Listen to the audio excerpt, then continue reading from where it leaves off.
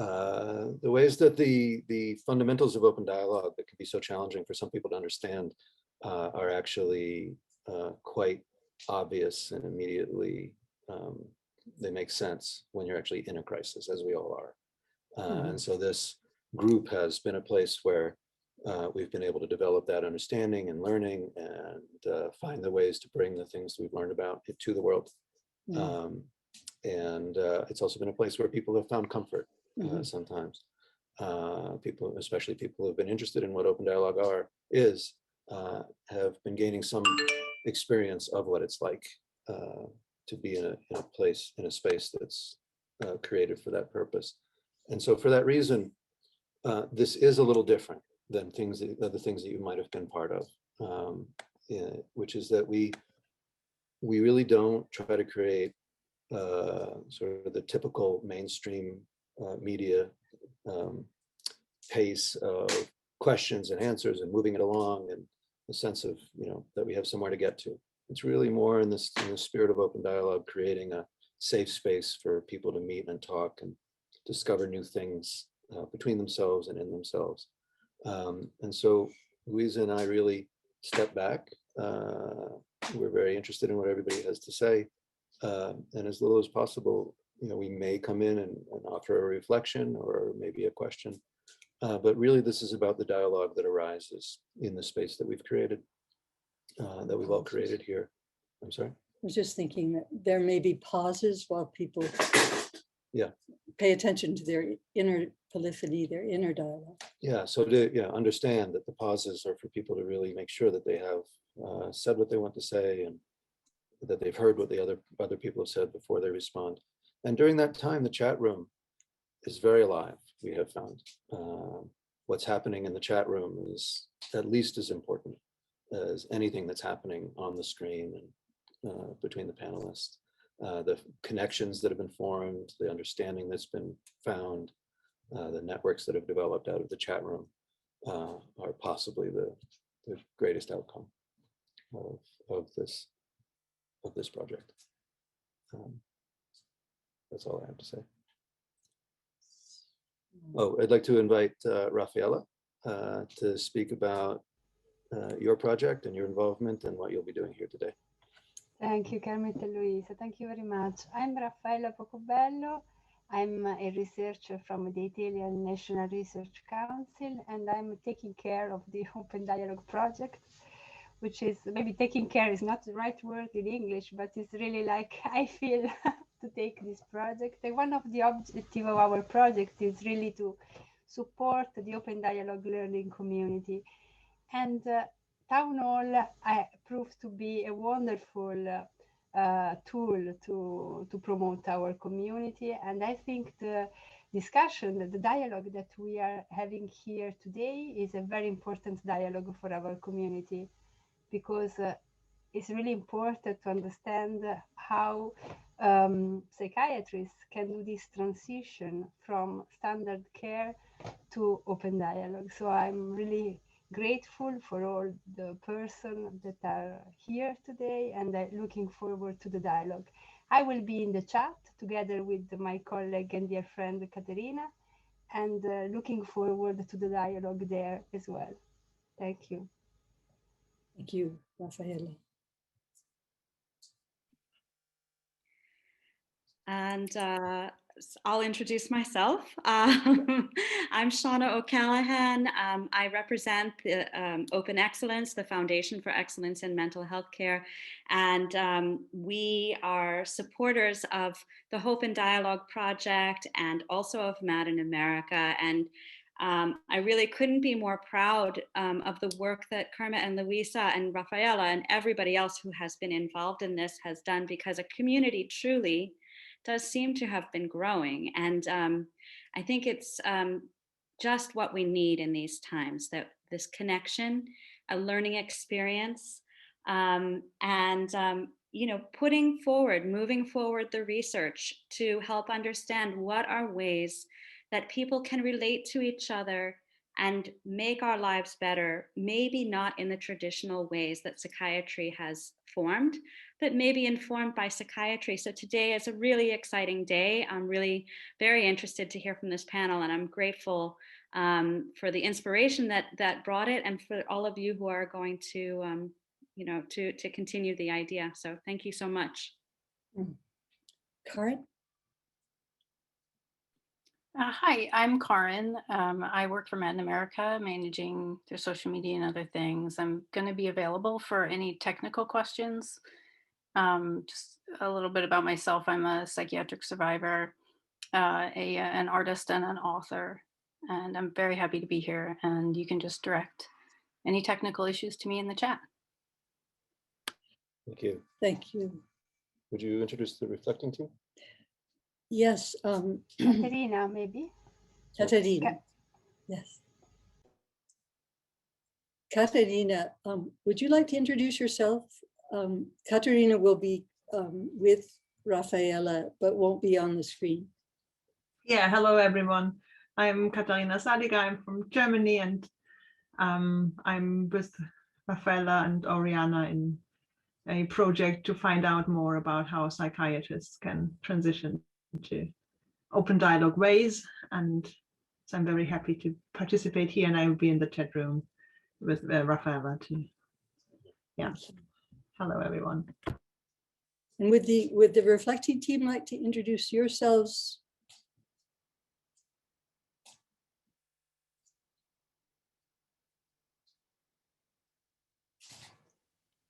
I can start. My name is Andrea. Zwicknagel is quite complicated. I live in Switzerland, in Interlaken. I work in an open dialogue team as a peer support worker. And maybe the thing I like most about it is that we are really working together as equals. Out of 11 people on the team, we are 4 peers. And so I want to say I'm really happy to support our co-worker psychiatrists in being in the reflecting team. Thank you. Thank you.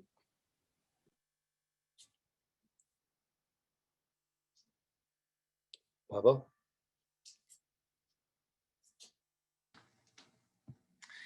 Hi, my name is Pavel. I'm from Czech Republic, Brno.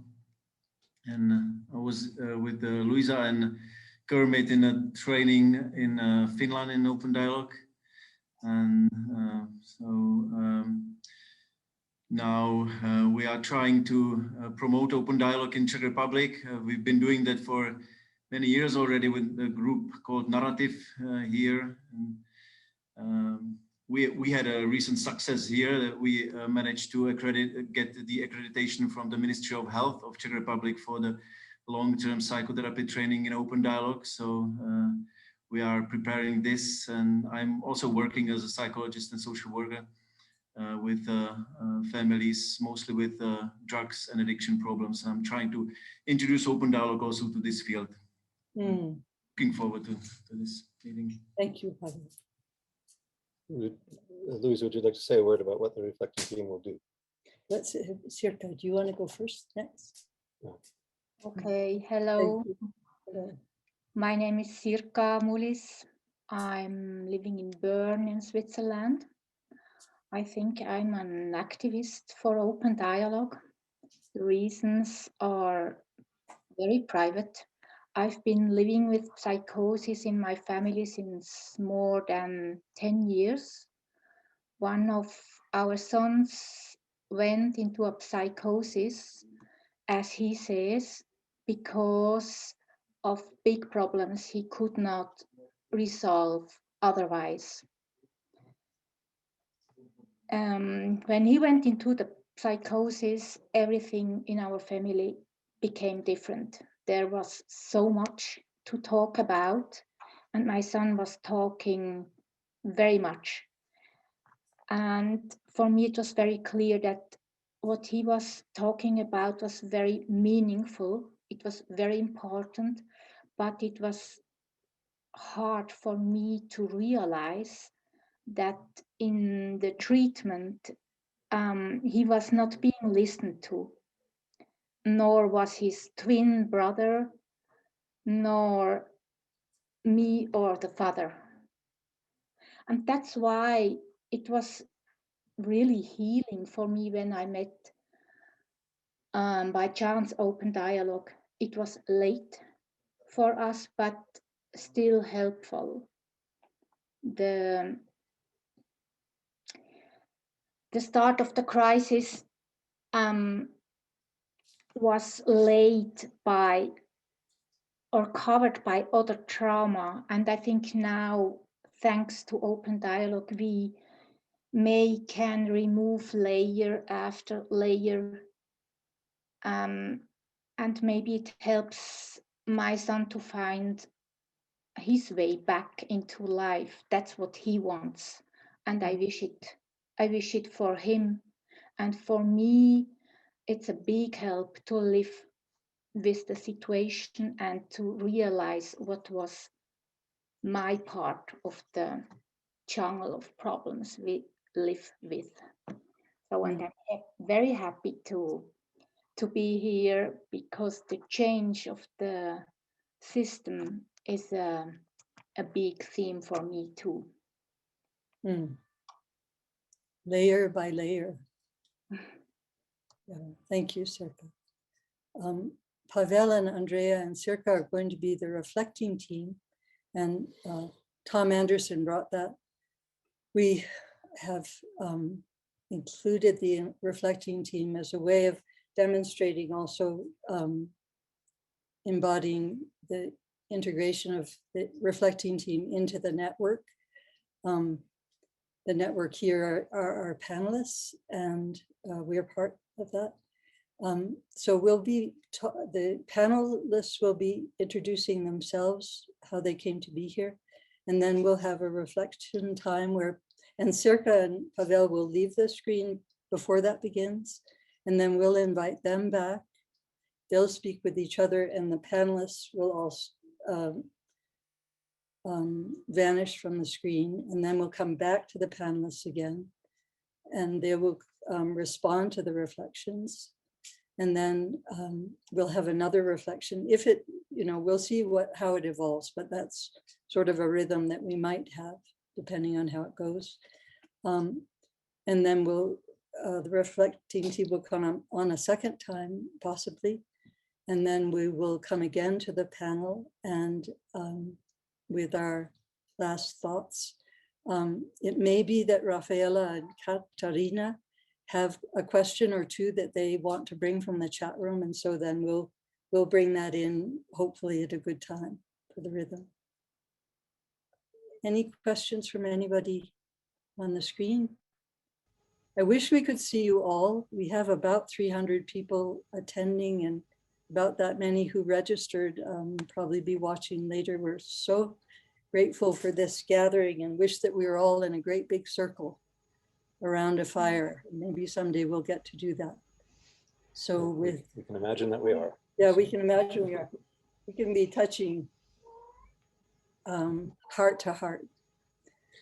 Let's invite the panel to introduce themselves. We are going in the chat if this is okay. So I wish you all a great discussion. Yeah, thank you. So Karen, you could help. Yeah, great. Just to avoid confusion, I'll invite each member of the panel to introduce themselves in the order that you happen to appear on my screen. So I'll start with Sandra. In the spirit of uncertainty, not sure when I'm going to get picked. So anyway, thank you very much. It's an honor to be here. I'm Sandy Steingard, and very briefly, I have been a psychiatrist working in community mental health in the United States for many years. I recently retired from my clinical work. About 9 years ago, I read Anatomy of an Epidemic, and that propelled me into kind of a deconstruction of what I thought about psychiatry. I was interested in the treatment of people who get labeled with what we call psychosis. And I was thinking a succinct way of saying it is anatomy really focused on pharmacology. So, and I got interested in open dialogue because he and Robert Whitaker introduced that at the end of the book as a model of a way of using drugs differently. So I would say I came for the pharmacology, but I stayed for the dialogue, and ended up studying kind of both those themes for the past 9 years, and have tried to help bring dialogic practice to Vermont. But I am, one of my curiosities and wonderments is to what extent as open dialogue expands, is there still an attention on how the drugs are used, and how is that taught? How's that thought about? What are the obstacles? That continues to be something that I think a lot about. So thank you. Oh, okay, you're invited. Thomas?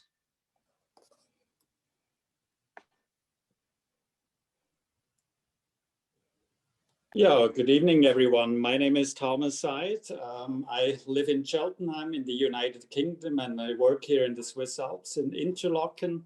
Now, of course, with the pandemic and the travel restrictions, I do more work than I would like to do and a little bit less living than I would like to do. But I was very interested in the topic tonight. Being a doctor, it's always felt a bit difficult to really find a role that's a good match for me, how I envisioned what being a doctor could be. And we've always been looking here in the Swiss Alps at how can we improve our services? What is it that the communities here in the mountains really would or could benefit from? And we were extremely happy when we found Open Dialogue, because the value system of Open Dialogue seemed like a really good step, a big step, but a really important step for us to take. And it has been extremely inspirational. And the biggest worry, though, has been, how do doctors adapt to this different model of working? And interestingly, we were just reviewed by the Board of Switzerland about our training, and they were extremely critical about what it meant to be a doctor in an open dialogue system. And they interviewed all our young doctors. And at the end of the day, they came back to us and they said, we tried so hard. We asked your young doctors many, many times, aren't you unhappy with this system? Doesn't it water down the physician's role? And the young doctors were extremely happy with working with open dialogue. For them, it felt very natural. And so it really is a good step in a direction for a new identity for physicians. So I'll be very curious to discuss more and hear more voices about this topic.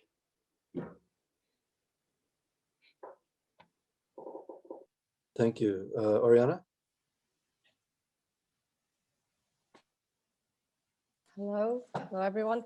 I'm speaking from Porto, Portugal. I'm a psychiatrist and have been since 2013. Being a resident in psychiatry, I tried to talk to people, other psychiatrists and fellow residents about how it felt, working as a psychiatrist, and how certain demands would come up. Like I often felt that people would come to the appointments wanting medication a lot, and many times wondering if the medication could stop them from feeling certain things that that felt like a threat to their day-to-day life and lives, and this kind of grew on me. And in 2013 I went to Madrid and I met another psychiatrist, a very interesting psychiatrist called Mariano Hernandez. And he was the first person to talk to me about open dialogue in Finland.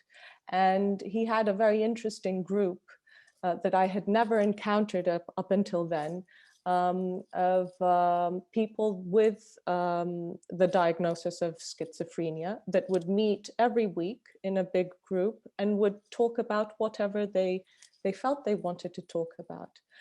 And this was the first time that I saw people that experienced psychosis and spoke so openly about how they felt, their life experiences. I hadn't seen this, and I had been a resident, a psychiatry resident for about 4 years, and I had never seen something like this happening. And so I started to read some things about open dialogue, and it was only in 2018 when I started to attend the training in London. So I've just started training since then, that I met Rafaela and Caterina, and we had many conversations amongst ourselves and with other colleagues. And this training in London happens to have lots of psychiatrists. I think we're 8 altogether. And we started to come up with lots of questions about the difficulties that the role of the psychiatrist can have within the dialogical approach, and how psychiatrists can play an essential role in rethinking services and changing treatment policies. And so this is an ongoing conversation that's been happening between the 3 of us, and where we are now doing a thesis, a project for a thesis for this training. And we're trying to explore all these issues that concern psychiatrists trying to transition from a standard, so to say, mental health system to a more dialogical, more open dialogue-like approach. And all the obstacles that come up professionally within the institution and within the societal transformation that we think can happen in this transition. Because it feels like the adaptation of roles within dialogical work can destabilize the traditional professional identities and the medical models of care. So it's a journey, and I feel like I've only just gotten here, and I'm very interested to hear people that have been working, in this approach, and what all of you have to say.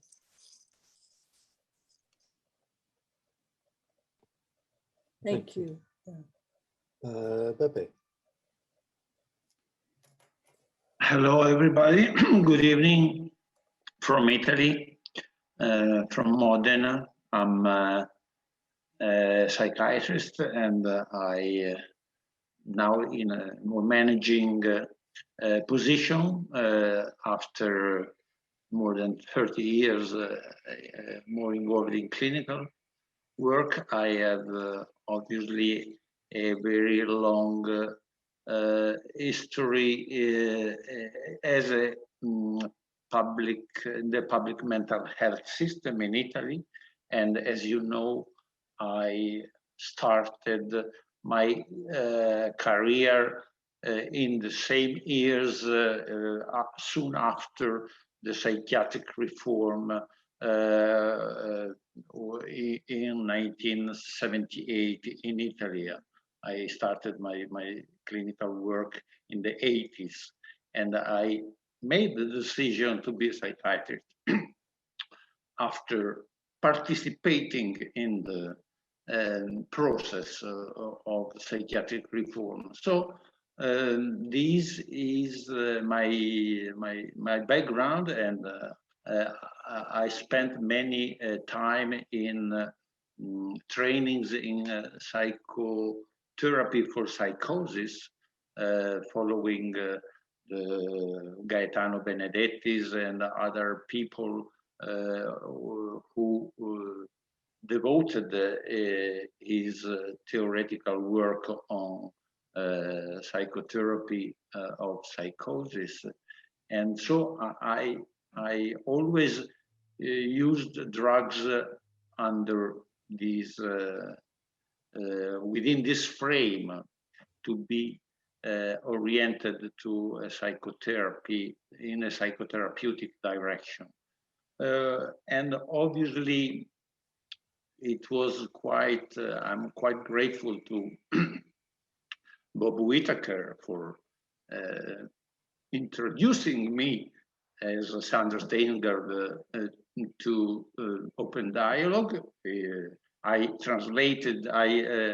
published in his book, Anatomy of an Epidemic, into Italian a few years ago. And so I started, I participated in the promotion of the Open Dialogue training in Italy. And I'm very happy to be here on behalf of more or less 100 people who trained in Italy. I had the opportunity to train in the 3 years training in London. And so I feel that it was a very important training for me, because it was quite easy for me as a psychiatrist to downgrade during the training. And for this reason, I feel that this is the crucial point for psychiatrists, to downgrade to facilitators in the Open Dialogue meetings, and it's not so easy. And so I can stop here, and I'll be part of the panel discussion, and I'm very happy to be here with you and with many friends. Also, just another point, I'm involved in the International Institute for Psychiatric Drug Withdrawal, and so I'm part also of the network of people interested in revising and promoting a larger revision of drug utilization throughout the world. So I'm grateful to be part also of that network. Thank you, Beppe. Thank you. And Chris. Thank you. I'm Chris Gordon, a psychiatrist. I'm very, very honored to have been invited to be a part of this wonderful event. I live and work outside Boston, Massachusetts. I trained as a psychiatrist at Mass General Hospital in Boston, where I continue to teach trainees. But the last 25 years of my career, I had the honor to be the medical director of a wonderful human services agency called Advocates. Sounds like a law firm, but it's actually it's a human services agency whose motto is "First we listen," and which is dedicated to the proposition that anyone, regardless of ability or disability, has a right to a full, risk-taking, messy life of his or her own design if they have the right supports.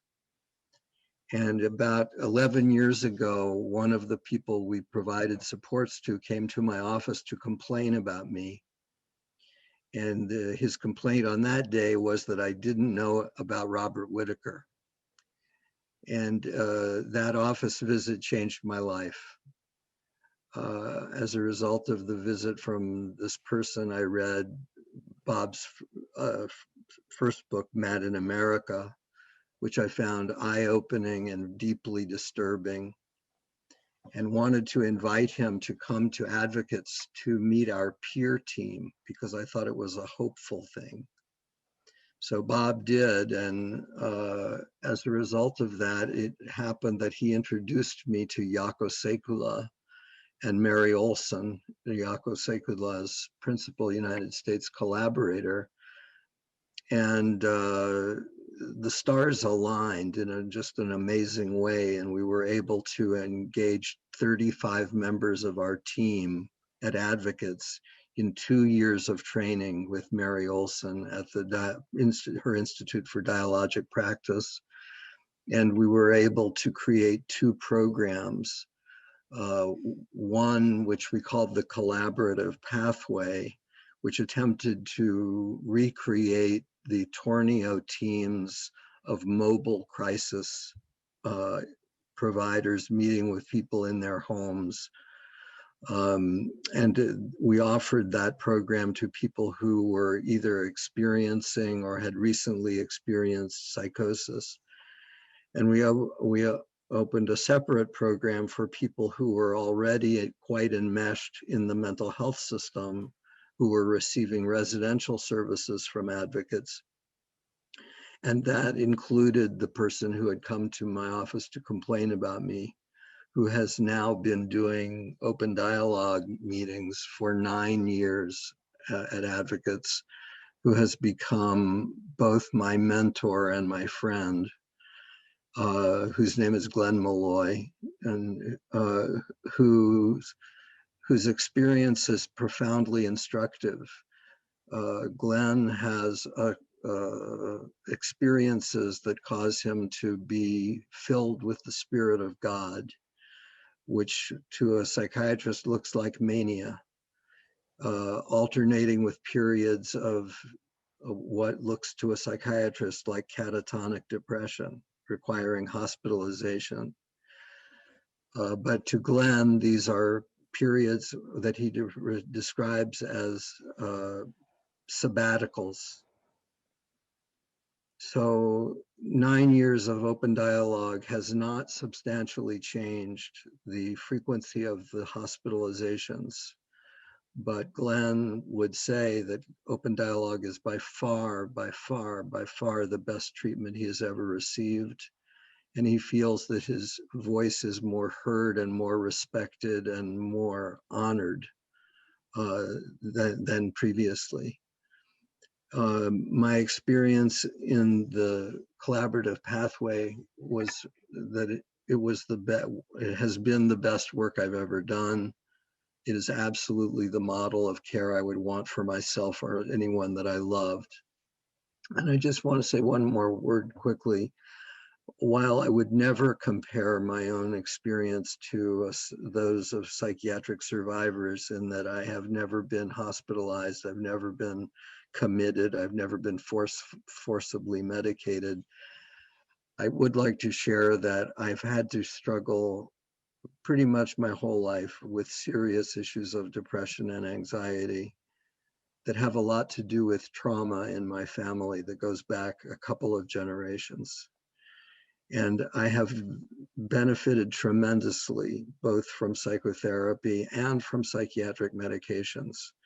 And I see my role as a doctor and as a psychiatrist as doing whatever I can to kind of pay this forward, to offer others the help that I've been privileged enough to receive, and to promote the practice of dialogue.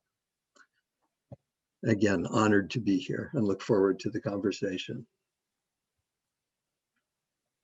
Thank you all. Thank you, Chris. Well, we all come here having directly experienced firsthand both the challenges and the rewards of being a psychiatrist in open dialogue. So I wonder how we can help each other explore that further.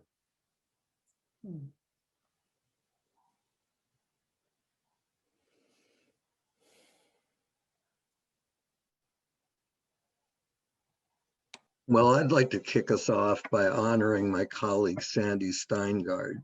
I feel like one of Sandy's ideas captures something that I think is incredibly important. And the idea is, Sandy, I think she coined the term slow psychiatry. And one of the marvelous things about open dialogue is that it's slow, and it's spacious. There's enough time to really listen to people, enough time to get to know each other. and to suspend decision-making, if at all possible, while the relationships deepen. And I think that that is an extraordinarily important component of what makes the open dialogue so marvelous. Thank you, Chris. I'll return the favor because I think you've talked a lot about radical humility, and I think it was, there's so much that came up in the introductions, but I think it was Oriana talked about the role of the psychiatrist in the room, or Thomas may have talked about it, and how you share the space with other people. And I think psychiatry, I think the most honest form of psychiatry is to be radically humble, because there's so much we don't know. And so for me, at least, sharing that space was a relief.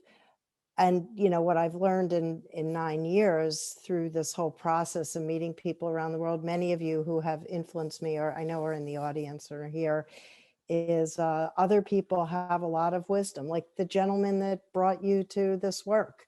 And so being able to have a space where you bring in, and truly, not in some pandering way, but in some deep, meaningful way, bringing in that other wisdom, I think, I don't know, it fits with where I landed with psychiatry. But thanks for the shout out, Chris.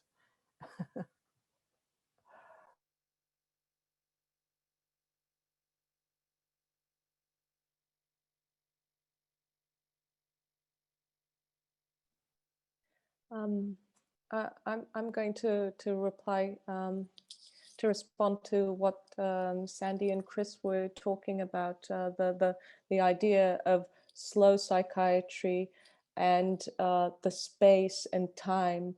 It's such a big contrast with well, basically everything else in our lives. Where everything and everyone feels like there's this fast pace in our lives that I think kind of cuts down communication. It kind of makes communication become almost impossible. I don't think I explained myself well when I first came into this group, and I attended it for the 4 months that I was there, every week with these people that would bring their own experiences and speak so openly, and the contrast that was with what I had learned up until then, that you know, I was a psychiatry resident, going to appointments where in 20 to 30 minutes you have to try and understand what symptoms are occurring and what kind of pharmacological combination you're going to come up with.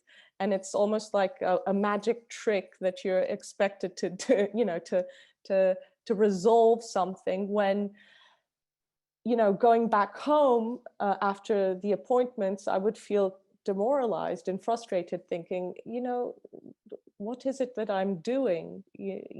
I'm learning to almost, I don't know, stitch in a very nonsensical way. That's how I was feeling as a psychiatry resident. And I tried to speak to my fellow psychiatrists, my teachers, about this. And they would, the response would be, well, if you feel inadequate, then maybe you have to undergo psychotherapy and fix whatever problem you have. That was what I was, when really I was trying to, you know, bring these questions of what is it that we are doing, you know, what is our responsibility here, and why are we so certain about things that are so uncertain?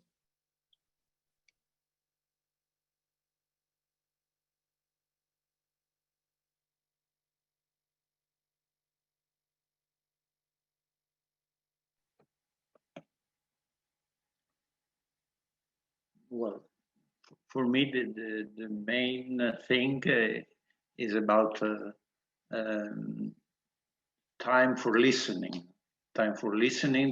and I am trying to go back to my previous times in my psychiatric world, and I started reading recovery stories more or less 20 years ago, and after starting reading, I didn't stop to read recovery stories and all stories written by survivors. And so I can say to myself that that's a way for listening, reading, and I think it's crucial to be silently curious to learn from those in the room, and this is what a psychiatrist usually is asked to avoid. The listening time is so short, and the decisional time comes so fast. And well, the issue for me is very relaxing to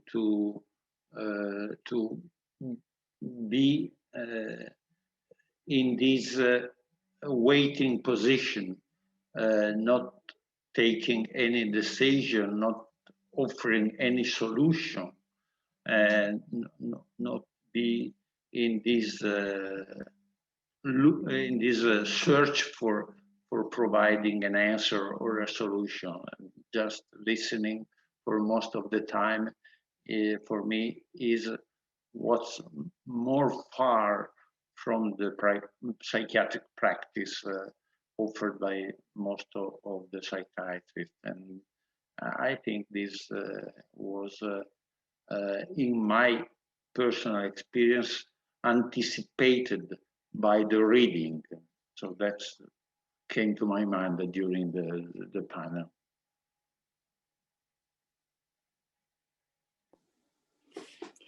I had a big smile in the first minute when I heard the term, he's a slow psychiatrist or she's a slow psychiatrist.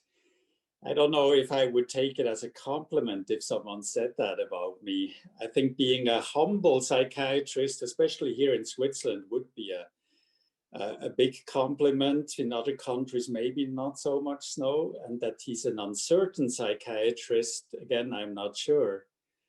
But then again, if I look at, what helps people healing in a crisis, of course, it is all these terms. It is to slow things down at a time of crisis and kind of, take time to really look at what's contributing to the crisis. How can we all get out of this?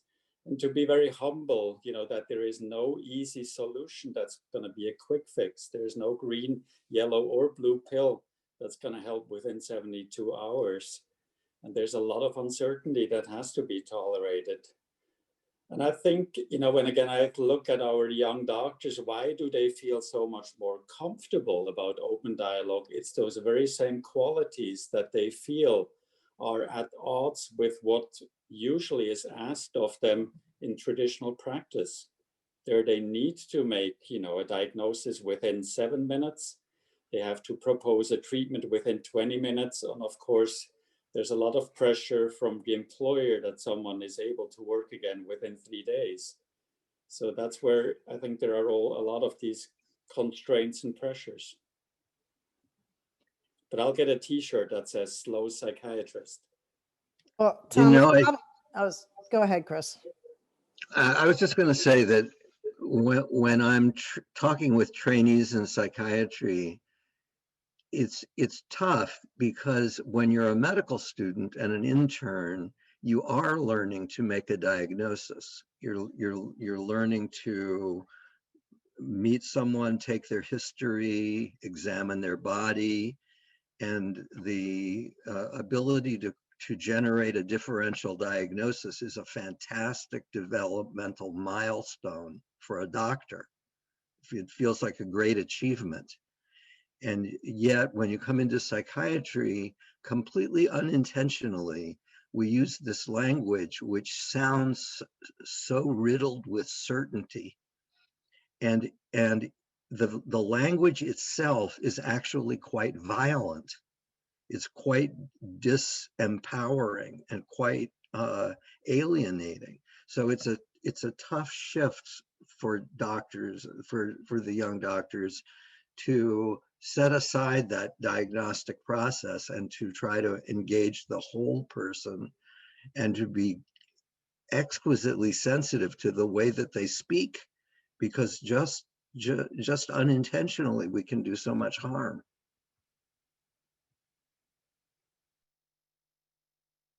I was going to say that maybe the term slow in all its meanings does apply to me, but I wanted to give credit. David Healy, as a psychiatrist that people probably know, I think he used that term. And it also comes from the Italian slow food movement, which, you know, it's a more ecological way of thinking about food and food production. And the idea of applying it to psychiatry is to not look so much at the outcome of like how many psychiatrists can see a person in a day or an hour, which does lead to these 8-minute, 15-minute, 20-minute visits, but to think about, you know, the problems people are having in a larger context. And I would say what I think is maybe one of my more radical ideas is that a way to address this need to slow down when we get involved is to take us out of the room in a lot of places where we are right now. That, you know, psychiatry has broadened its purview so much, which I think has been driven by pharma and the pharmaceutical companies and disease creation and all this kind of stuff. You know, people who've read stuff by Robert Whitaker know what I'm talking about. And to just, you know, narrow our purview. But when we get involved, I think the questions are pretty complicated. And a lot of the work that I do in these slower spaces is to kind of talk about these societal expectations that have now become part of the landscape in which we live, about how to think about these problems, what drugs do and don't do, and all that kind of thing.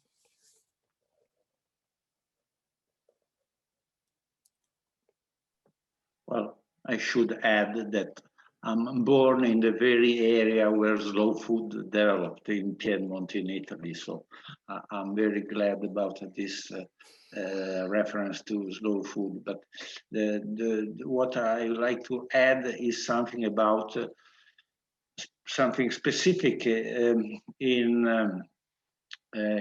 think in Italy, which is linked to the psychiatric reform.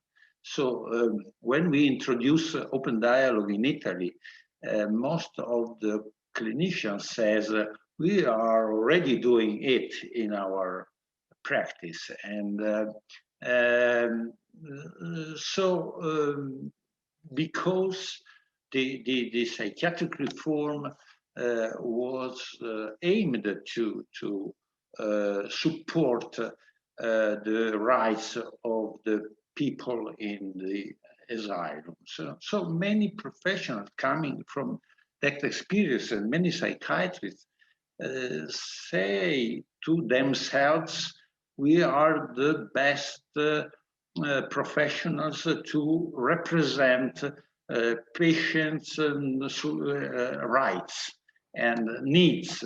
So we know what you need, you know your rights, and we are in the best position to give you support. And so this is a main obstacle to listening, because you are like so I called this habit democratic paternalism. So something that you feel yourself to be, and in the good position to take to make decision for the people you take care. And so I am mentioning this democratic paternalism because drug utilization is within this frame.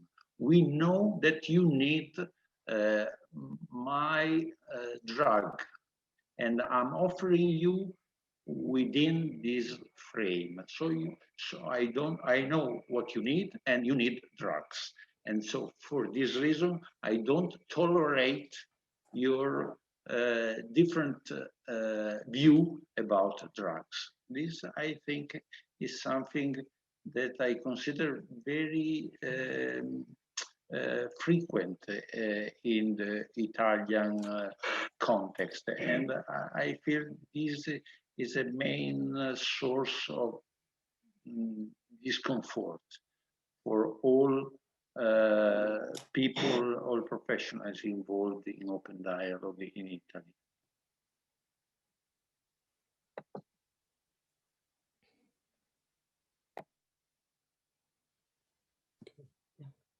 I'm wondering if now would be a good time to hear some reflections. Okay. Karen, would you switch us over? This takes a little bit of time, so if there's something on your hearts right now, okay, here we go.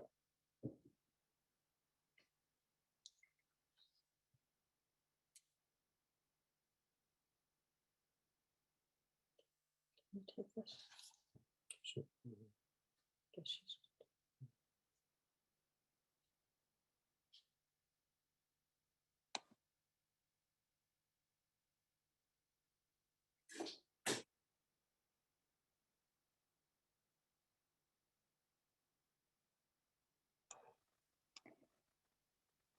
When I was listening to the panel, I got very moved and nervous because many things that we heard is lived experience of my family, of my son and me too. And many times I was in despair because of this struggle with roles. And now I wonder, and we didn't have the chance to meet psychiatrists like you or here in the panel. And I wonder, how could you make that the change from the former manner to work with people to now give space and wait and listen to people, to really care maybe, and not to take decisions for a person in crisis? What was it in you that helped you to make the change?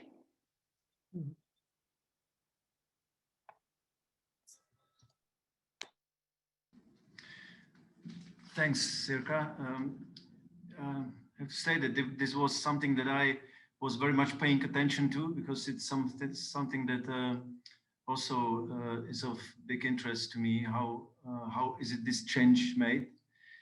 And as I was listening to some of the psychiatrists in the panel, I heard that there was the personal meetings that had some role in the transformational change.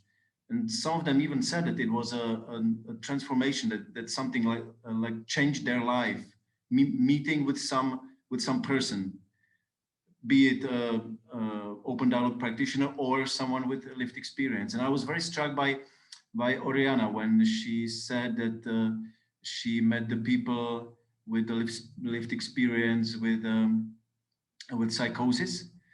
the group of people, and she heard for the first time in her career to speak someone openly about their lived experience with psychosis, and she said that it changed her life. So it was quite meaningful for me, because we are often trying to bring people with lived experience to professional conferences, professional meetings, but this was quite the opposite. That people like the professional was attending some meeting of people with lived experience, and it was the transformation. So it's yeah, and there was other personal meetings that was meaningful in making the change. And I think it's quite, maybe it's also similar to the transformation from fast food to slow food. It's not something that you would see advertisement for slow food, but you talk to someone that inspires you with slow food. So then you start maybe practicing it more. It's interesting.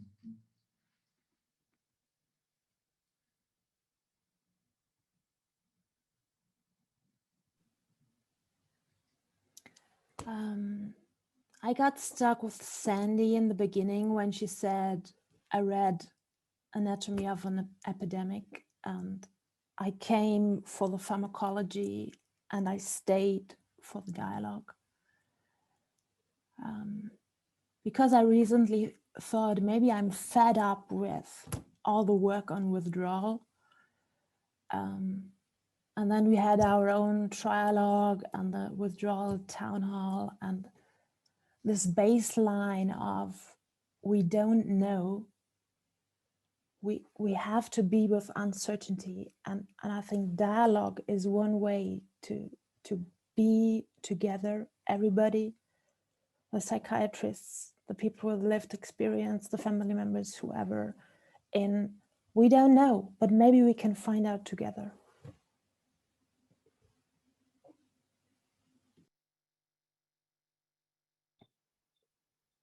Thank you. Can we go back? That'd be okay.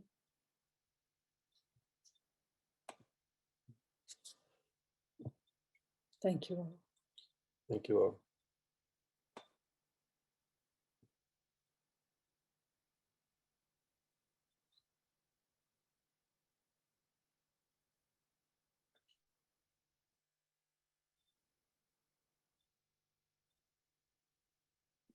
Well, I can respond.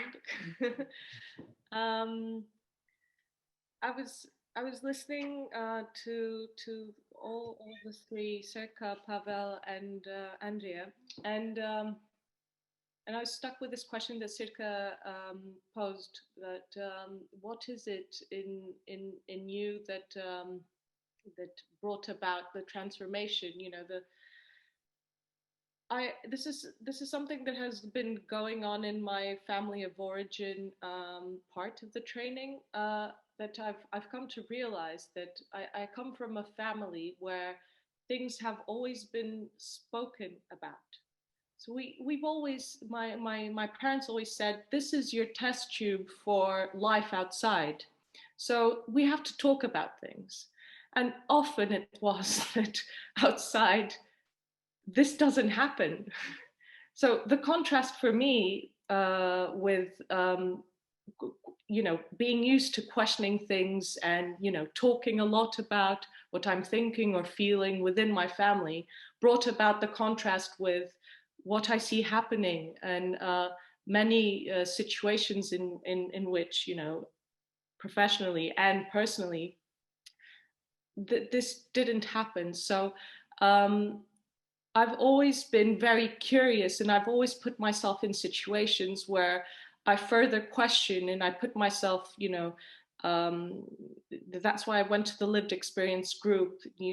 That's what has always, I think, led me to become a psychiatrist, to, you know, to be the person I am now. It's constantly questioning, because the sense of uncertainty is always there, but it's something that maybe I've always been kind of educated to deal with, the tolerating that even though you feel something, or your question may put you to look at a certain perspective, there are so many other perspectives that you have to bring into whatever, you know, ideas or thoughts are going to push you into action. That's something that came up in my mind as I was listening.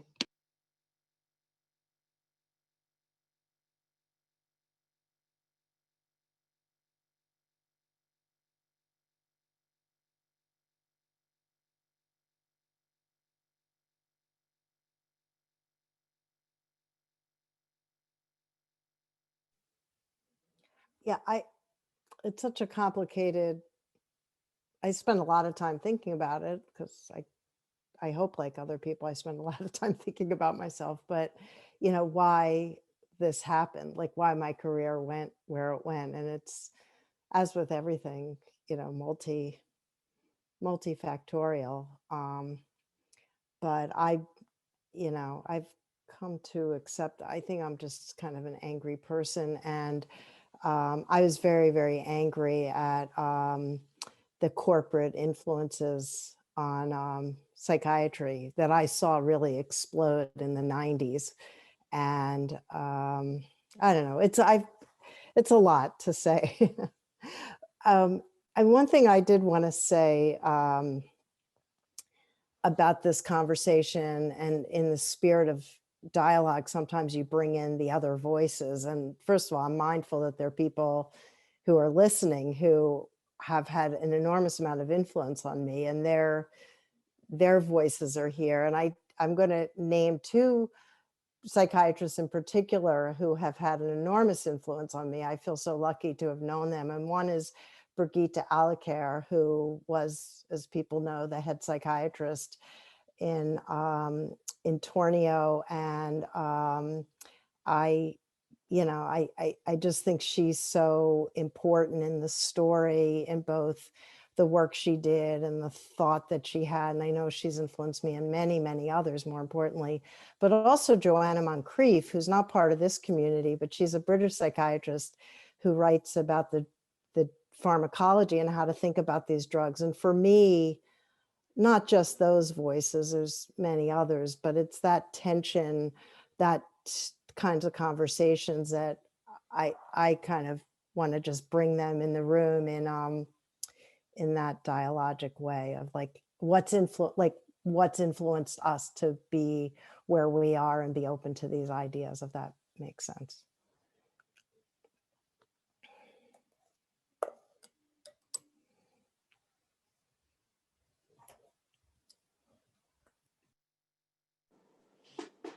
I'd sort of like to make a little room in the conversation for a nod towards spiritual values. I think Thomas might have mentioned the alignment of values in the beginning, but I just want to share that for me, the open dialogue experience feels like it reconnects me with an experience I had as a medical student, right at the very beginning of my training, where I was working in the hospital and the people were very, very ill and very often in a lot of pain and a lot of distress. And they were naked and had to reveal their body to me and to the nurses. And I had the very profound feeling that there was something deeply sacred about this relationship.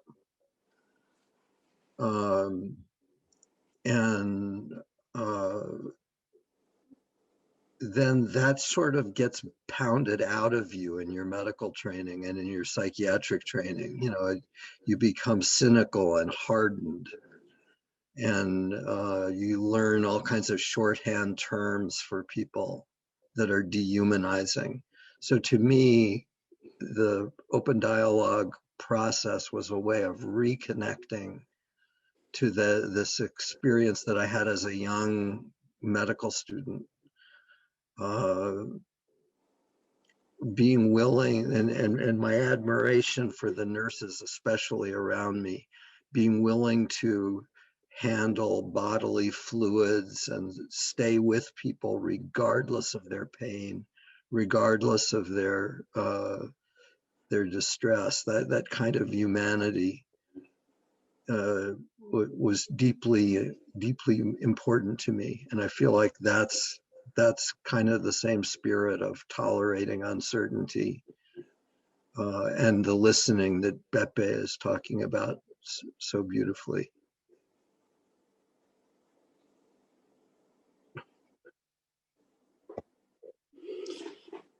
For me, the reflections really resonated on very different levels.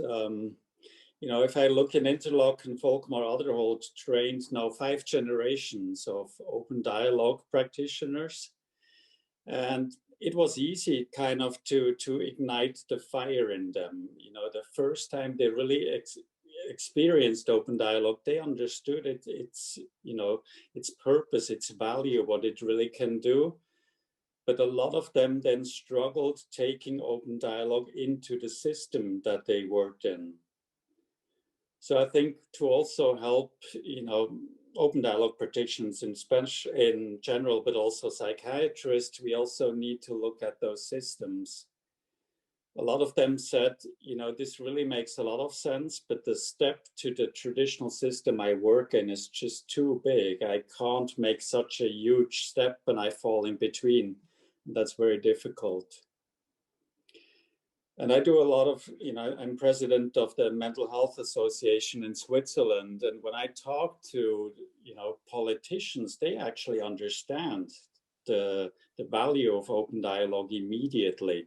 Even if I talk to CEOs of companies, they have a better understanding of what open dialogue can compared to when I talk to the medical directors of the psychiatric services all over Switzerland. And I'm still not sure I can ignite that very same fire in them. And I'm wondering if it will not take, you know, that really Swiss people just say that's really what we need for our mental health services. And they will put some pressure on the medical directors that they really actually look at that system. It's not an open dialogue idea because it's not dialogue. But I think sometimes you have to push someone out into the rain that they realize actually rain is what helps plants to grow. And it's not a terrible thing. Well, I have a question for you and the others here is, and one thing I did see in the chat, I mean, there's so many wonderful psychiatrists that have been important, but I will mention Volkmar Alderhold, who I know is another person who's influenced me, who has been at that at that interconnection between dialogic practice and thinking about the drugs. And he's been important to so many of us. But one of the tensions that I feel is going on in this field is that whether you need to implement sort of the full kind of package or whether you can do incremental changes. And I'm in favor of incremental changes, although I understand that could sort of water it down and maybe miss it. But I think that's a tension, and I think it applies to what we do. So, you know, any psychiatrist can be in a room and begin to have and say, who else is important to understanding this problem? And just do that small thing, let's say, to open it up. And it's not just that dyad, but, you know, that's one thing. Or any psychiatrist could be in a room and just practice humility or talk about, you know, the questions about what diagnosis means, et cetera. But I'm curious what others think about those ideas.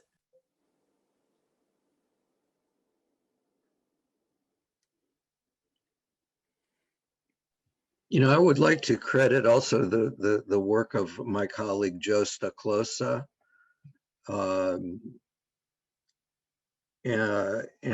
his former student and colleague Carla Rosen. I may be screwing up her first name, but they introduced open dialogue principles at Mclean Hospital in Belmont. which is a very, very, very traditional hospital. But they managed to effect remarkable change simply by including the person at the center of concern in their rounds and not having discussions about the person without the person being present. That was such a paradigm shifter.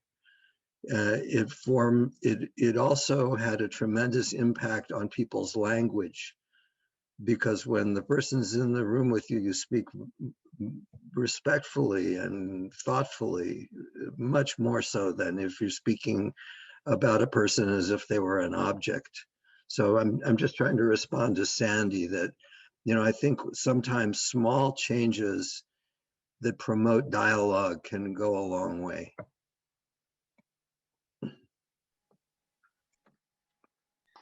Yes, I agree.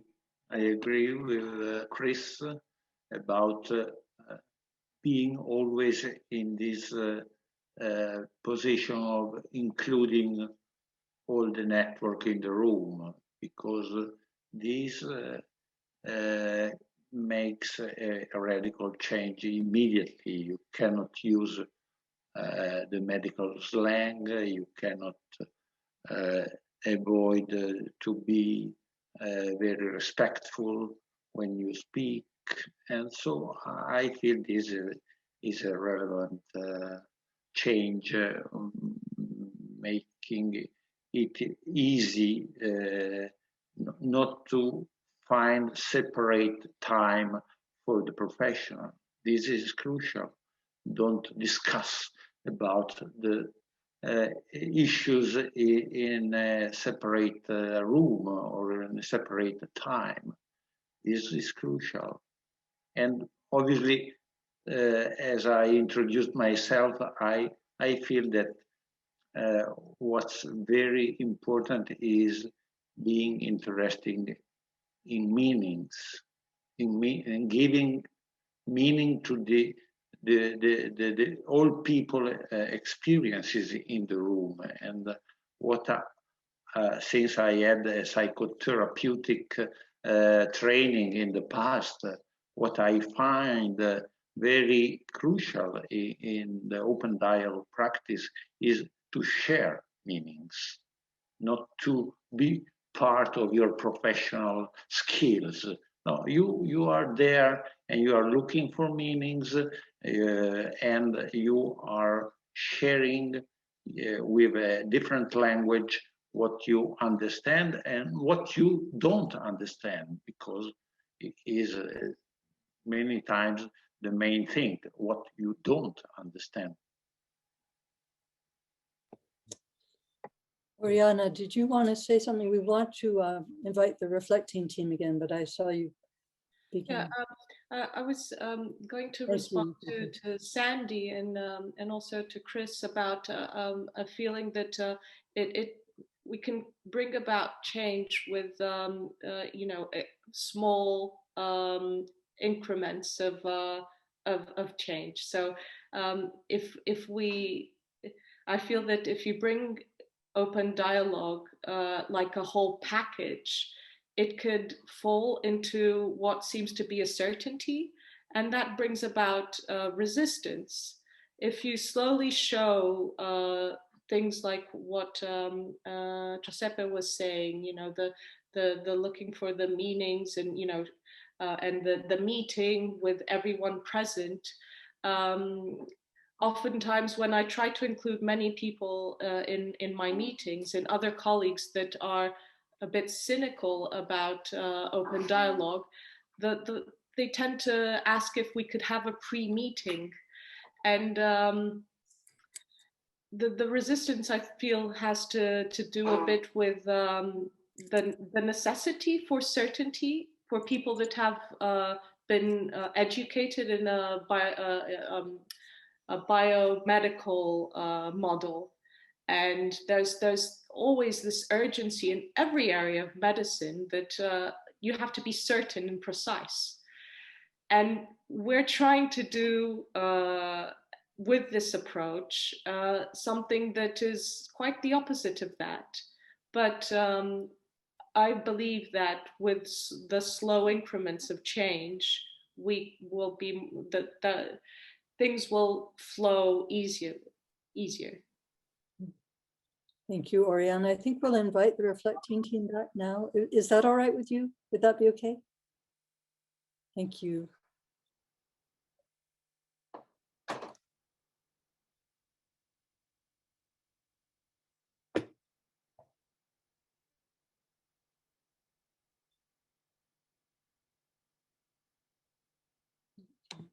Shadows.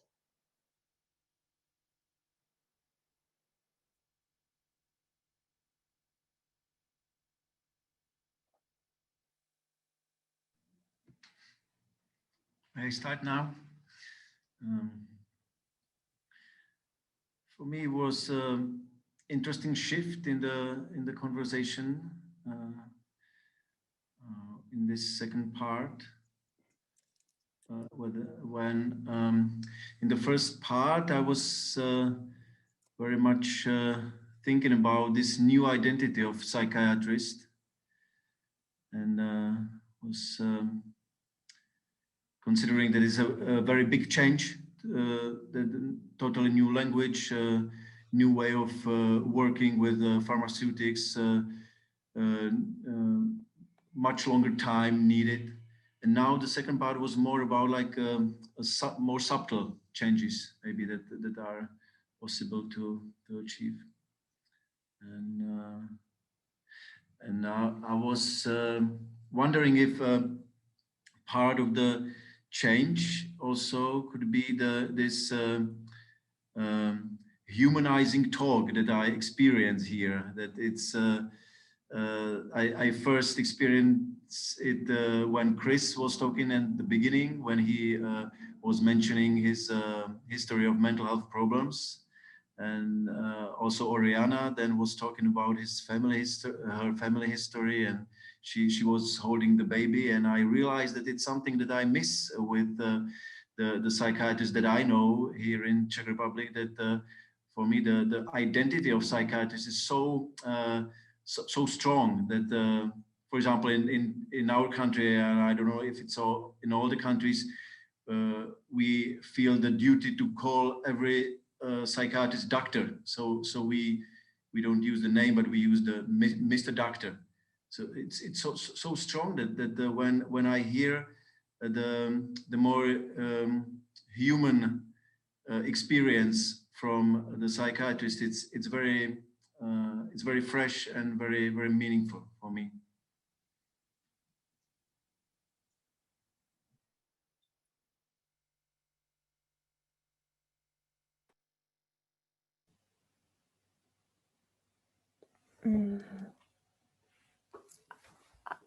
I don't know. I don't know about my fellow survivors in the chat and listening, but I had some kind of experience that we are in this together. And also as a psychiatrist, you can experience some kind of forced treatment to be someone. And I still feel the story about Glenn in my heart that Chris shared in the beginning, and that he said his voice was heard, respected, and honored. And maybe that's something that I would wish for all those psychiatrists here and in general, that they, for themselves, but also by others, that their true voice is heard, respected, and honored. Yeah, maybe that's it.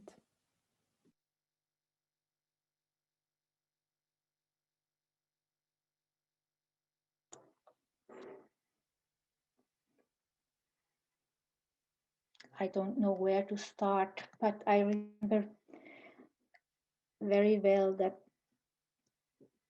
Chris was talking about his experiences as a young doctor, and he said that stay with people regardless their condition or stress, And I think that's really beautiful. That's beautiful. And when I heard that, I thought, yes, that's what family members also know. Maybe there can happen a connection. It's an opportunity to meet. If professionals that work with families can stay with people in crisis, really stay, not only talk and be active, but stay. And what does it mean to stay with people in crisis? I think it's a key point. It could be one.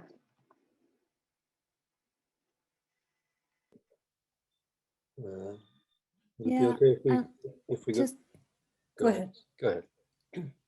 Just Circa, as you come back to this, I mean, what Chris said was it was a sacred moment, and I think that's very true. Thank you. Let's go back. Thank you all.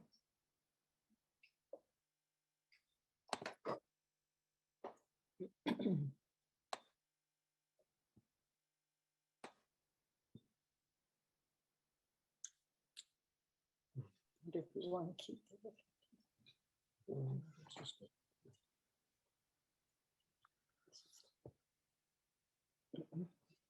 I have a thought about all this. I'm wondering if maybe one way to think about all of this is to the degree that we can take our attention off of finding the right answer or figuring out who's right or wrong or fixing things and putting our attention on creating community. I feel that is often, I feel that that's something that's within what's being said. And I'd like to add that that is what we're doing here. And that is something that has been coming out of these meetings. And so I'd just like to say thank you to each of you for what you bring to that. And I wish I could give you the Jamie Raskin Public Service Award for your contributions. I'm deeply grateful. We have about 5 more minutes before we have to close. And so I wish we had another couple of days, but please share what's on your hearts now, if you feel to. I would just like to say one final word for myself that to me, open dialogue has been a real paradigm shifter in my life and in my practice. Like Oriana, I've felt it in my friendships, my family life, and everywhere else. I also want to say that the other paradigm shifter that has occurred in parallel has been the voice of peers. And the presence of peers in network meetings, the presence of peers in program design, in program review, the voice of people with true lived experience has completely transformed psychiatry for me. And I believe for many, many people, that's true. And I wanted to get that into the conversation. Mm-hmm.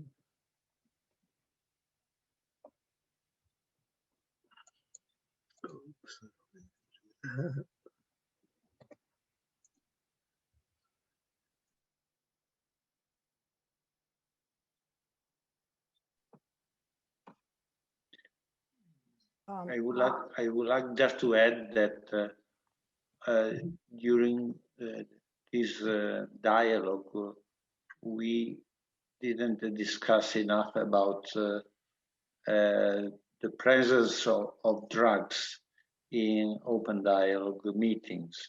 And so I feel that in Italy, this is the main point, how to manage the presence of drugs in the open dialogue paths. Well, this sometimes is quite an elephant in the room. And I feel that we have to focus more on this issue because it's something which raises many secrets. Well, we have to devote as a community more attention to this issue. I mean, Beppe, thanks for bringing that up. I mean, one thing I was thinking about is as these conversations go, it's, you know, it's quite beautiful to get into talking about sacred moments and hearing the reflections from people on how meaningful that is. And I don't at all discount that, but I do worry that if we, is that enough? It's a lot. So it's hard and painful. And, but if we don't shift how we think about the drugs, you know, what does that mean? And that does concern me. And I just also, in the true network feeling, want to welcome our very youngest dialogic member and acknowledge his or her presence. I like the idea of the small steps also, as far as, you know, really the identity of what it means to be a psychiatrist is concerned. But it is also beautiful to see a thing that has evolved a lot more. You know, if I look at our open dialogue team, you know, there are so many different professionals there, but they mainly work as human beings. You know, they go into the meeting as a psychiatrist and as a peer, and they bring that knowledge to the meeting of the family or the network, but actually they mainly listen as human beings. And that is, I think, is a very new way of seeing things that can have a lot of things happen. And that is a very nice identity. And as far as the medication goes, when I look at our open dialogue teams, it's always surprising how actually it's rarely talked about. It is a small mosaic that can be used, but it's not the huge stone that's taking up 90% of the time.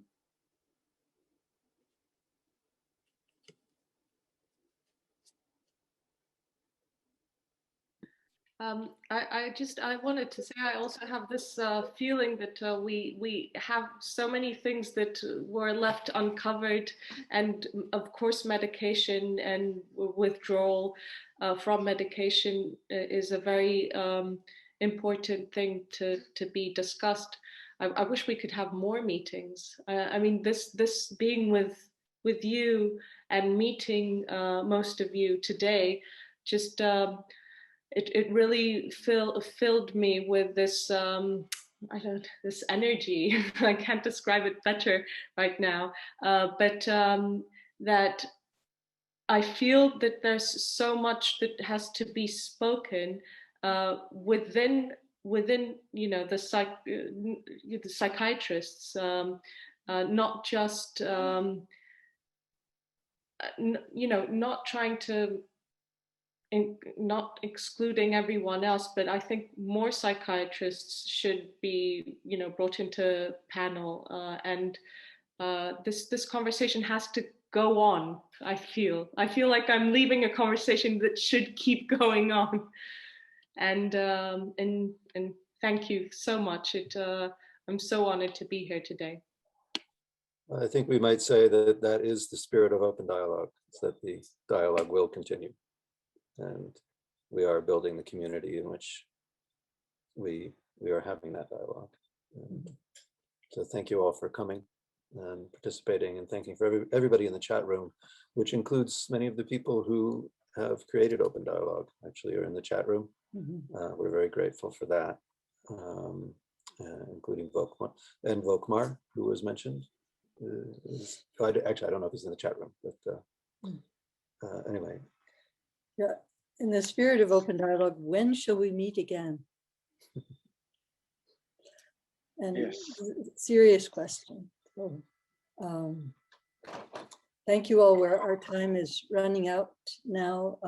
Dear panelists, do you want to, Karen, would you bring back on the reflecting team and the chat monitors, please?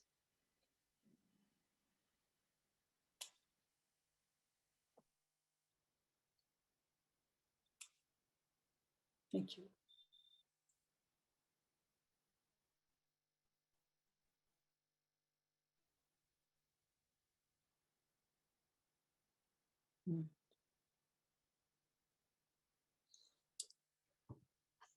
If we had our technology really down, which I hope someday we do, we would now show everybody's picture and everyone could just gaze at each other for a moment. So please feel that we'll work on that, and everyone who's been chatting and everyone in